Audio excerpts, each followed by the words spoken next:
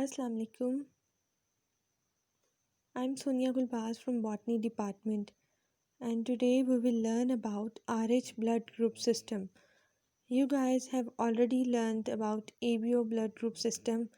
So दूसरा जो बड़ा सिस्टम है ब्लड ग्रुप में वो RH blood group system है. ABO blood group system is further differentiated by positive or negative signs. You have already learned that कितने type के ब्लड ग्रुप सिस्टम्स हैं, लेकिन उसमें से सबसे ज़्यादा वर्ल्ड वाइडली जो एक्सेप्टेबल है वो system ABO blood group system है, यानी ब्लड ग्रुप बी AB और blood group O blood group. So इसमें भी जब इसके अकॉर्डिंग बी ब्लड को ट्रांसफ्यूज़ करवा दिया जाता था तो भी बहुत ज़्यादा मिसमैच फेस करना पड़ता था. उस वक़्त ये बात नहीं पता थी कि क्या कोई और एंटीजन्स भी हैं जिनके प्रेजेंट होने को या ना होने को इम्पोर्टेंस दी जानी चाहिए. सो इसमें से एक एंटीजन जो है वो RH blood group RH antigen कहलाती हैं. The positive or negative sign refer to the presence or absence of an other blood group system antigen called RH factor. Total RH factor जो RH एंटीजन्स हैं वो तकरीबन इस type की 49 antigens हैं जो रेड ब्लड सेल्स के ऊपर मौजूद होती हैं. जिनके पास ये एंटीजन मौजूद होती हैं उनको RH पॉजिटिव कहा जाता है, और जिनके पास ये RH एंटीजन मौजूद नहीं होती उनको RH नेगेटिव कहा जाता है. RH blood group system is defined on the basis of RH factor present on the surface of red blood cell. This system is named as RH. इसकी हिस्ट्री थोड़ी सी ये है कि इस सिस्टम को RH का नाम जो है वो रिसेस मॉन्की की वजह से दिया गया था, क्योंकि सबसे पहले जो है इसको उसमें ऑब्जर्व किया गया because it's antigens was first discovered in by Landsteiner in 1930s. 1930s में जो है इसको रिसेस मॉन्की के अंदर फाइंड किया गया. इस वजह से इसको RH ब्लड ग्रुप सिस्टम का नाम दे दिया गया रिसेस मॉन्की के नेम पे. RH blood group system is encoded by 3 genes. 3 तरह की जीन्स हैं इसको जो इनकोड करती हैं, C capital, D capital and E capital, which occupy two tightly linked loci. So alleles of the gene D occupy on one locus called locus D, while gene C and E alternatively occupy the other locus. The D locus is of the prime importance. So RH blood group system जो है वो इन 3 jeans की वजह से determine होता है, और इनकी जो डिफरेंट लोकस हैं उसमें से D का एक लोकस है, जबकि C और E अल्टरनेटिवली पाई जा सकती हैं. जीन D की 2 अलील्स हैं. आपको पता है already that partner of a gene pair is allele. So gene D has 2 alleles, that is D capital and D small. Capital जो है वो डोमिनेंट अलील को शो करता है. स्मॉल D जो है वो शो करता है रिसेसिव फॉर्म को. सो कैपिटल D जो है वो कम्प्लीटली डोमिनेंट है over small d. Person having genotype with 2 double capital D और 1 capital D and 1 small d will have RH factor. ये बात आपने ऑलरेडी सीखी हुई है कि जब भी अलील्स में से कैपिटल अलील या डोमिनेंट जो है वो अपने एक्सप्रेस हो रही होती है या वो कॉम्बिनेशन में मौजूद होती है तो वो अपने आप को एक्सप्रेस करके रहती है, and it hides or mask the effect of the other allele. So ये दोनों जो हैं कैपिटल D या कैपिटल D भी है अगर किसी में है, या एक कैपिटल D और एक स्मॉल d अगर किसी में है, तो फिर RH फैक्टर पॉजिटिव कंसीडर किया जाता है. Person with a genotype small double d do not have RH factor and they would be considered RH negative blood. सो जिसके पास, इसका मतलब ये हुआ कि जिसके पास RH एंटीजन मौजूद है या जिसके पास जीनोटाइप में कैपिटल D मौजूद है वो RH पॉजिटिव होगा, यानी कि अगर उसका ब्लड ग्रुप A है तो वो A पॉजिटिव हो जाएगा, और अगर ये दोनों चीज़ें नहीं हैं तो फिर A नेगेटिव कंसीडर किया जाएगा. ऑलरेडी हमने सीखा था कि जिस भी ब्लड ग्रुप की एंटीजन मौजूद होती है उसके और जो मौजूद होती है वो ब्लड ग्रुप होता है। फॉर एग्ज़ाम्पल जिसके अंदर एंटीजन ए है उसका ब्लड ग्रुप ए है, जिसके अंदर एंटीजन बी है उसका ब्लड ग्रुप बी है। लेकिन जौन सा एंटीजन एब्सेंट होता है रेड ब्लड सेल्स के ऊपर उसके अगेंस्ट है उसके अगेंस्ट एंटीबॉडीज़ जो है वो ब्लड में फॉर्म होती हैं। फॉर एग्ज़ाम्पल अगर किसी में एंटीजन ए नहीं है तो इसका मतलब उसके अंदर एंटीबॉडीज़ होंगी अगेंस्ट ए, एंटीबॉडीज़ ए जो है उसमें पाई जाएंगी।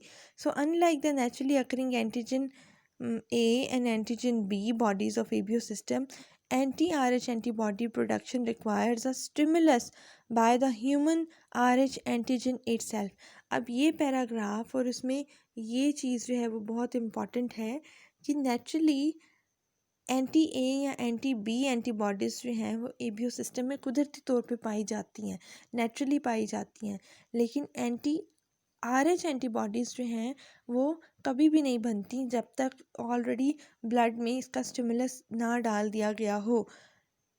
कोई भी आरएच नेगेटिव पर्सन जो है वो एंटी आरएच एंटीबॉडीज़ नहीं बनाएगा unless he is expose to RH antigen.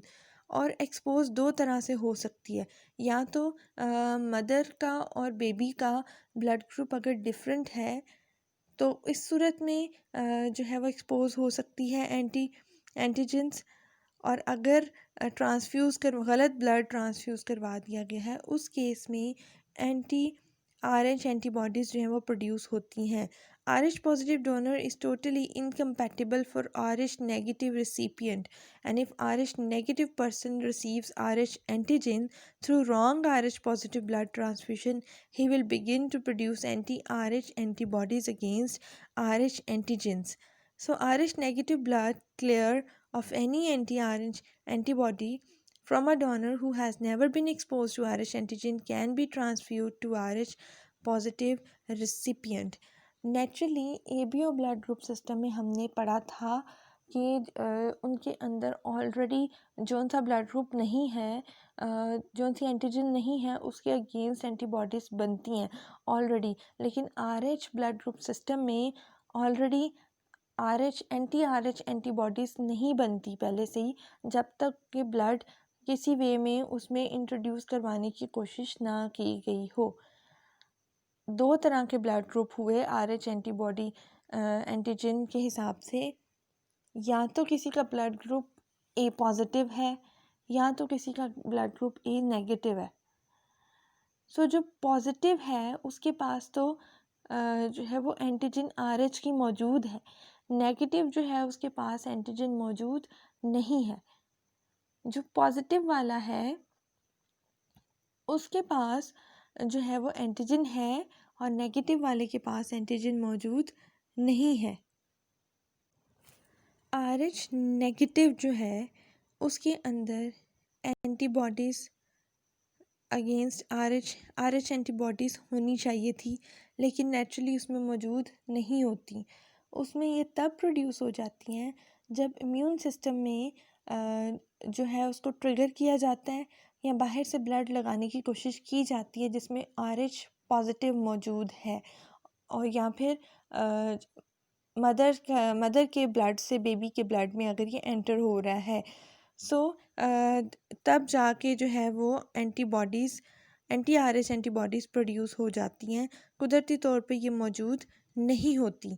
So RH positive donor जो है वो आरएच नेगेटिव को ब्लड नहीं दे सकता, और आरएच नेगेटिव पर्सन जो है वो भी वो आरएच पॉजिटिव को ब्लड दे सकता है, लेकिन वो इस सूरत में दे सकता है कि उसके अंदर आरएच एंटीबॉडीज़ ना बन गई हों। ज़िंदगी में कभी भी उसके अंदर आरएच पॉजिटिव ट्रांसफ्यूज़ ना करवाने की कोशिश की गई हो और उसका इम्यून सिस्टम सेंसिटाइज ना हुआ हो और उसने आरएच एंटीबॉडीज़ ना बनाई हुई हो। इस केस में आरएच नेगेटिव जो है वो आरएच पॉजिटिव को ब्लड दे सकता है, सिर्फ इस ओनली केस में। सो इसका मतलब ये हुआ कि आरएच नेगेटिव जो है वो पॉजिटिव को भी ब्लड दे सकता है अगर उसमें एंटीबॉडीज़ नहीं बनी हुई आरएच पॉजिटिव के अगेंस्ट। इसका मतलब हम ये भी कंसिडर कर सकते हैं कि जो आरएच नेगेटिव है, जैसे कि ओ पॉजिटिव को और ओ नेगेटिव ब्लड ग्रुप्स होते हैं। तो इसका मतलब पॉजिटिव के बजाय ओ नेगेटिव जो है वो यूनिवर्सल डोनर है। क्यों वो डोनर है? उस केस में जब उसके अंदर पॉजिटिव के अगेंस्ट एंटीबॉडीज़ ना डेवलप की गई हों।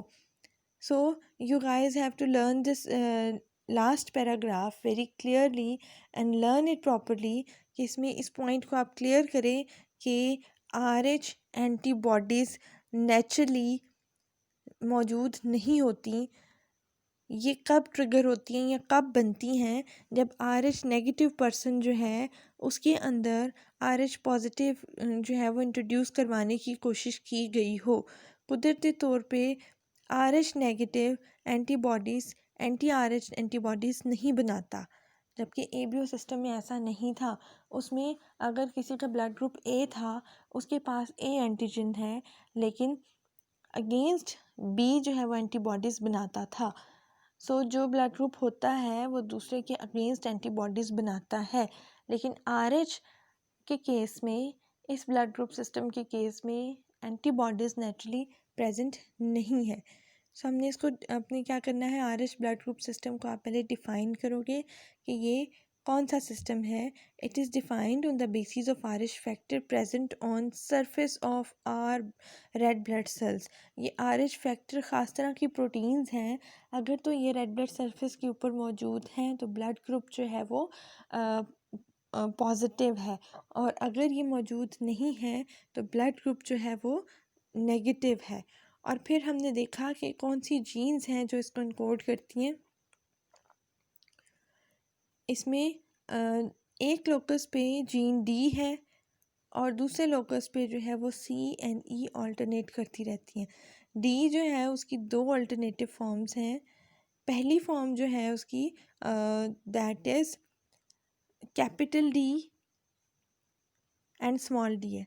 अगर किसी के पास दो कैपिटल D's आ जाते हैं तो ऑब्वियसली उसमें RH फैक्टर मौजूद है, या किसी के पास इवन एक भी कैपिटल D आ जाता है, अगर वो हेट्रो है तो भी RH फैक्टर उनके रेड ब्लड सेल्स के ऊपर मौजूद है। So blood group will be RH positive. अगर person with a genotype small d, अगर किसी का होमोजाइगस रिसेसिव है केस है जीनोटाइपिकली, तो फिर उसका ब्लड ग्रुप जो है वो RH नेगेटिव होगा। और उसके बाद हमने लर्न किया कि RH एंटी बॉडीज़ क्या होती हैं और ये कब बनती हैं। और देन वी हैव लर्न कि यूनिवर्सल डोनर क्या होगा। यूनिवर्सल डोनर जो है वो यूनिवर्सल डोनर वो है जो RH नेगेटिव है और उसमें कभी भी एंटीजन नहीं बनी RH पॉजिटिव के अगेंस्ट, फिर वो यूनिवर्सल डोनर कंसीडर किया जाता है। RH नेगेटिव RH पॉजिटिव को भी ब्लड दे सकता है, लेकिन RH पॉजिटिव RH नेगेटिव को ब्लड ट्रांसफ्यूज़ नहीं कर सकता because of the presence of antibodies in it. So this is all about RH blood group system, and in the next lecture we will continue with the case of erythroblastosis fetalis, जिसमें हम देखेंगे कि maternal fetal RH incompatibility कैसे possible हो जाती है। So this is all about today. Thank you so much.